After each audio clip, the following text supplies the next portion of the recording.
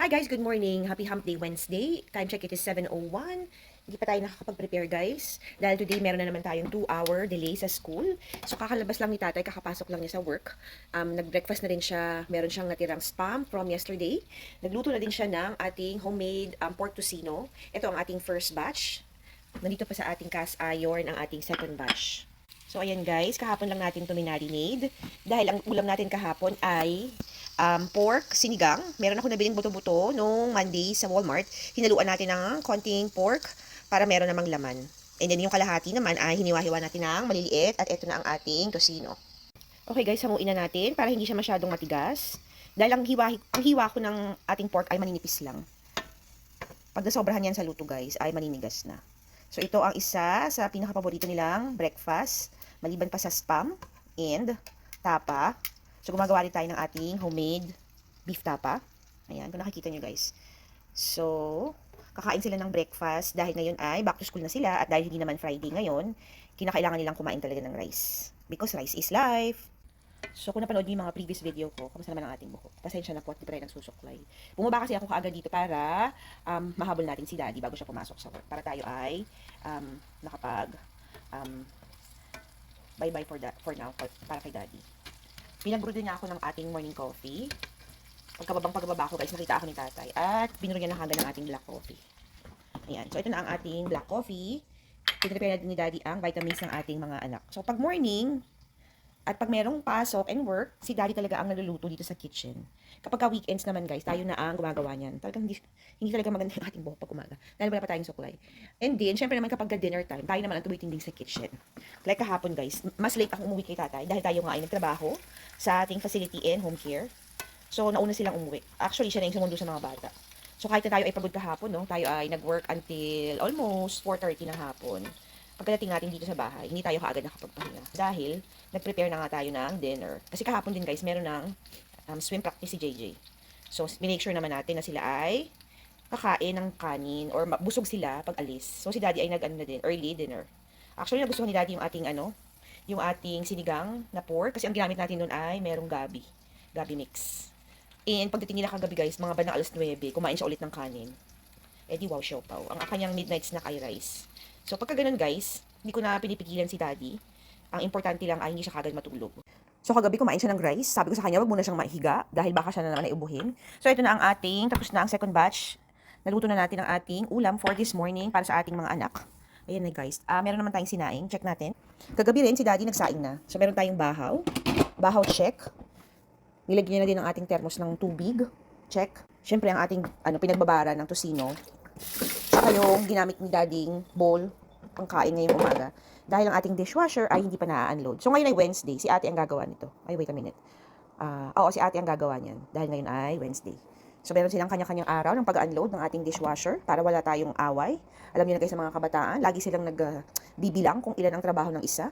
So para walang gulo, hinati natin yan. Pati ang paglalaban nila ay nakaschedule. Okay guys, dahil malamig ang ating Arthur sa likuran ay sumusumpong. Kaya tayo ay kakain ng breakfast din. Busy rin ang ating araw today. So, si Daddy pa rin ang susundo sa mga bata.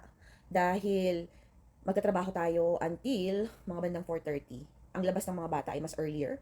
So, pipilitin ni tatay na matapos before lumabas si ate and si Bunso. Dahil nga ngayon ay merong 2-hour delay, ako ang maghahatid sa mga bagets. So, ang ating trabaho ay naantala. Kailangan nating iusog yung ating mga pasyente towards the later part. Kapag hatid ko sa mga bata, saka pa lang tayo pwedeng magtrabaho. So, ganoon lang ang aming buhay ni tatay, no? Dahil dito naman sa Amerika. Wala naman tayo ibang maaasahan. Dalawa lang kami, guys. So, ginagawa lang natin ang ating makakaya para ma-fit sa schedule ng ating trabaho, yung paghahatid at pagsusundo sa ating mga anak. So, meron naman ditong school bus. Yan ay libre, provided yan ng school. Pero after ng pandemic, nung bumalik sila sa school, hindi kami komportable back then na ilagay sila sa school bus dahil crowded, number one. Number two is, alam niyo na, nung panahon ng Rona, may mga tao na hindi sila believer ng COVID. So kahit na meron silang COVID or kahit may COVID yung mga bata, ay pinapapasok pa rin nila sa school. Which is a big no-no for me and tatay. So very particular kami sa ganyan.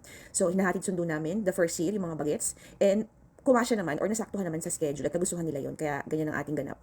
So, hinahatid sundo namin sila since 2022.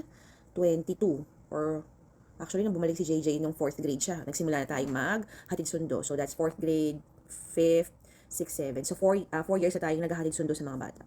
Which is okay lang naman, kasi very flexible naman yung schedule namin ni Daddy. Ang hindi lang natin gusto ay kapag may mga 2-hour delay nga na ganito, kasi meron tayong 8 o'clock na patient supposed to be today, pero kailangan nating i-adjust yan dahil maghahatid nga tayo sa mga bata. So, ganyan ang ating ginagawa or yun ang ating buhay dito sa Amerika. Nung tinanong namin yung mga bata kung gusto nilang mag-school bus, ayaw nilang sumakay ng bus. Not for anything naman. But siguro na komportable na din sila na hindi nila kailangan magmadali. Kasi dito guys, yung school bus ay merong specific na pick-up. Kailangan nandun ka sa bus stop, specific time. Kasi kung hindi, iiwanan ka nila. So pagka ganun, pag naiwan sila ng school bus, kami rin ang aantala ni Daddy. Kami rin yung mag-aantay sa kanila para to make sure na nasa school sila on time. And because very flexible naman yung schedule namin. Thank God, meron tayong trabaho na forgiving sa mga ganyan na pagkakataon. So nagagawa natin ng paraan. But hopefully, no, kasi si ate in 2 years ay pwede na siyang mag-drive. So pag pwede na siyang mag-drive, siya na ang maghahatid kay JJ sa school. Or kung saan man sila merong practice, medyo sana gumaan na yung ating buhay. Kasi dito guys, pag 16 na yung bata, pwede na sila mag-apply ng learner's permit. Pwede na silang mag-drive. So yan ay in 2 years pa. Dahil siya ay freshman pa lang. Pag akit niya ng junior years, which is 3rd year high school, pwede na silang mag-drive. Anyway, papakita ko pala sa inyo yung ating snow condition. Ngayon ay freezing pa rin, below malamig pa rin ngayon. 1 digit lang tayo kahapon. Nung pagpasok natin sa facility, nasa 7 degrees lang ang ating temperature. 7 degrees Fahrenheit. Ang temperature ng ating fridge ay 38 degrees. Sa labas ay 7. So yan ay napakalamig. So ang gagawin mo kung gusto makatipid, yung mga pagkain mo, labas mo lang dyan, ay hindi yan mapapanis kasi nga ay napakalamig. So currently, ito ang ating snow condition. Medyo makapal pa din. Hindi yan matutunaw kaagad guys dahil malamig na. Ayan guys. Ayaw, napakalamig. Diyos Maria Josep. Napakalamig. So ito ang ating talagang napakalamig guys. Pagbukas ko ng pintuan ay talagang sumalubong sa atin ang ninig factor ng ating winter storm. So nung Sunday, pagdating namin ni Daddy, nagpala pa kami ng driveway. Pakita ko sa inyo. Mga 10:30 kami dumating, hanggang 11 o'clock kami nagpapala dahil ang ating driveway ay medyo mahaba. Napakalamig guys. Talagang ang ating temperature ay sobrang ginaw.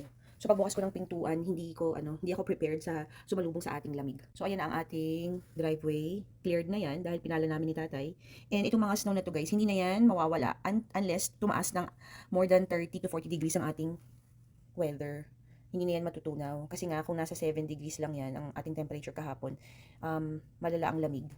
Magsistay na yan dyan. So meron pa tayong almost 1 to 2 months pa ng kalbaryo bago natin i-welcome ang spring.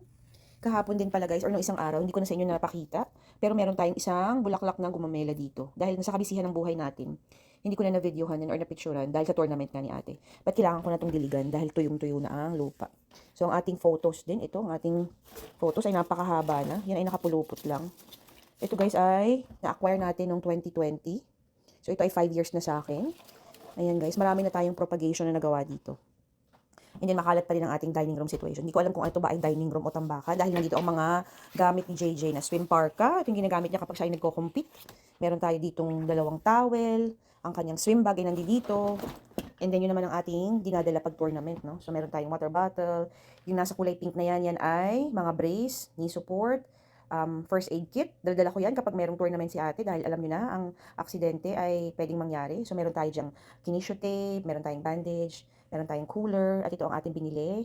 Lately, bumili ako ng wagon dahil mabibigat ang ating mga binibitbit. So, nilalagay natin yan sa wagon. So, ganyan ang ating buhay bilang parentals kapag merong tournament si ate. Ang ating bitbit ay isang katutak. Of course, ayan ang kanyang volleyball dahil sa loob ng bahay, nagpa-practice pa din si ate. Okay guys, kain tayo ng breakfast. Inom tayo ng gamot para kay Arthur. Hindi na lang mauubos to guys. So, ito abot pa mamayang gabi.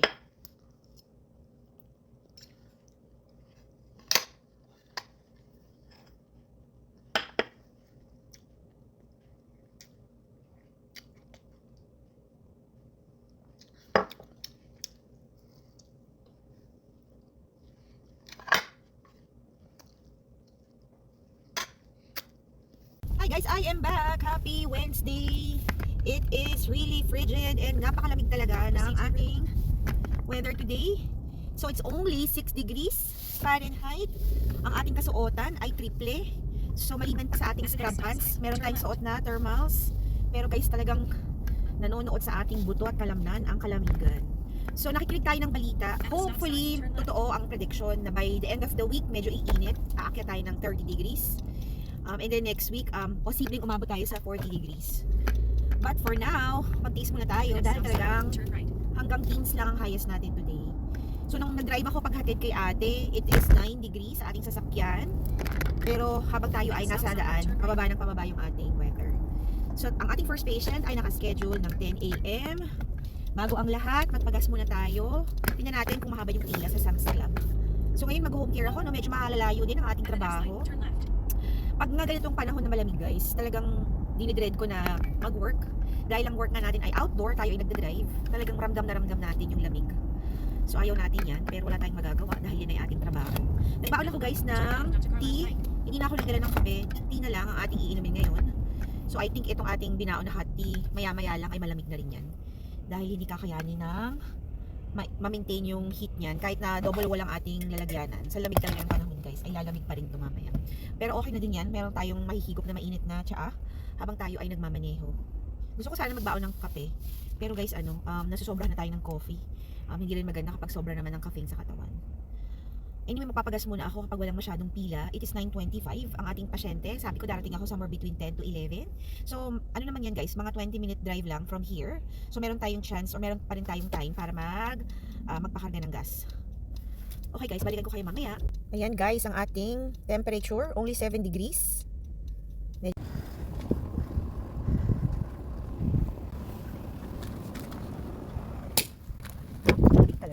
Napakalamig guys. Okay, let's go. Ayan guys, ang ating temperature. It's 9:29, 7 degrees Fahrenheit. Nakapagpa-full tank na tayo. And we are ready to roll. Okay guys, let's go. Sobrang lamig. So lalagyan din tayo ng gloves dahil talaga namang malamig. Wala tayong ibang masabi guys kung di malamig dahil talaga napakalamig. So ang winter talaga ay hindi pwede sa mga may artwork dahil nararamdaman mo talaga sa iyong buto ang meaning. Ayoko rin masyadong uminom naman ng tea dahil baka naman tayo ay kinailangan na natin gumamit kaagad ng restroom para sa ating jingle bell. So darating tayo sa ating first patient around 9:50. So perfect pa din, on time pa rin tayo guys. Actually, punta muna ako sa Giant. Kailangan ko na rin talaga mag-jingle bell dahil uminom nga tayo ng napakalaking mug ng coffee. So yung Sam's Club, sa tapat nun ay Giant lang. Tapos muna tayo ng restroom. And then yung ating travel ngayon guys, yung ating second to the last and last patient ay nakatira pa naman sa bundok. So malayo ang ating travel. Kaya subukan natin mag-restroom in between patients dahil sa bundok wala tayong masaskapan doon guys. Wala doon tigilan para gumamit ng restroom. Ayan. Okay. Hi guys, I am back. Happy Wednesday. Good evening sa lahat ng mga taga-Amerika and good morning Pilipinas. It is 7:07 ng gabi. Naihatid ko na si Bunso sa kanyang swim practice. Ako na ang nag-offer na maghatid dahil ngayon ay meron tayong exercise class. Ito ang ating 45 minutes of self-love. Na-miss ko ito last week because napagod tayo ng bahagya dahil maaga pa kaming pumunta ni Daddy para sa kanyang procedure. So hindi ako pumasok, hindi na siya pumasok. Medyo napuyat tayo ng very light and then napagod na din tayo. So nag-skip tayo last week. Today nagtrabaho rin ako, although late tayo nakapag-start, late din tayong natapos. Ako ang nagalit sa mga bata and then si Tati naman ang sumundo sa kanila. Nakarating tayo sa bahay, pasado alas 3 na or alas 3:30. Pagdating naman natin guys, hindi ko na i-video pero nagluto pa tayo sa kitchen, tumindig pa tayo sa kusina. Nagluto na ako ng ating dinner for tomorrow na sinigang na salmon. Dahil na-defrost natin yung salmon slices, niluto na natin yan na sinigang and then para naman sa mga bata, mga tira-tira lang kasi meron pa tayong pork chop, meron pa tayong chicken barbecue and then tocino from today's breakfast. So yun ang kinain ni ate, tocino and rice, and then si Bunso naman ay believe ang kinain niya chicken barbecue. So ang ating klase magsa-start ng 7:15. It is already 7:10. Baba na tayo guys. Ito na ang ating exercise mat. Napakalamig pa rin ngayon guys. Kanina umaga nung tayo ay nag-travel, nasa 6 degrees lang ang ating temperature. Ngayon ay medyo okay. When I say okay, malamig pa rin. Nasa 14 degrees tayo. Kaya nakadoble ako ng jacket. So meron tayong bubble jacket and meron tayong fleece. Sa loob naman ito guys ay naka-t-shirt lang tayo and then ang ating yoga pants. So ito ay tatagal ng 45 minutes. Ito ang aking time for myself para din tayo ay makapag-unwind and makapag-relax. So pinapabayaan ako ni tatay na umattend once a week ng aking exercise class dahil kailangan din natin alagaan ang ating sarili. So wala pa namang masyadong tao dito guys. So 2 weeks ago, parang nasa 20 katao yung pumunta, yung sa first day. Hindi ako nakapag-notify last week, hindi ako makakapunta. So I'm not sure kung ilan ang nandito. Anyway, i-zip up na natin ang ating bubble jacket at tayo lumabas na para makapag-prepare tayo, makapag-warm up. Ito na ang ating yoga mat and ang ating water. I'll be back later. Ako na rin siguro ang susundo kay JJ sa kanyang swim practice. Okay guys, so medyo madilim na. Obviously because it's already past 7 o'clock. Ayan ang ating snow situation. So ang mga yellow ay hindi pa natutunaw. Ito na ang ating community center. So nandiyan na, nakita ko na aking instructor. I-turn off ko na muna ang ating cellphone para tayo nakapag-warm up na. Hi guys, I am back. Time check, it is 8:08 na ang gabi. Tapos na tayo sa ating strength training. Sobrang masakit ang aking puwet guys. Ang aking likod at ang aking core. Pero, tayo naman ay feeling accomplished dahil natapos natin ang ating workout for tonight. So, ako na ang susundo kay JJ. Aantayin ko na lang siya matapos ang kanyang swim practice. Para naman si Daddy ay hindi na magpalit ng pangalis. Dahil nakaligo na din siya, guys. Siya dapat ang susundo. Pero since tayo naman ay nasa labas na, tayo na lang ang sumundo sa kanya. So, sobrang lamig talaga, guys. Masakit ang ating mga daliri. Focus na muna ako sa aking drive, guys. Yan lang muna for today's video. Maraming salamat sa lahat ng patuloy na sumusuporta sa atin dito sa FB World, lalo sa ating mga Dallas sender at sa mga nagsishare ng ating videos and reels. Remember, family time is the best time, and every gising with your family is always a blessing. Good morning, Pilipinas, and good night, America. Bye!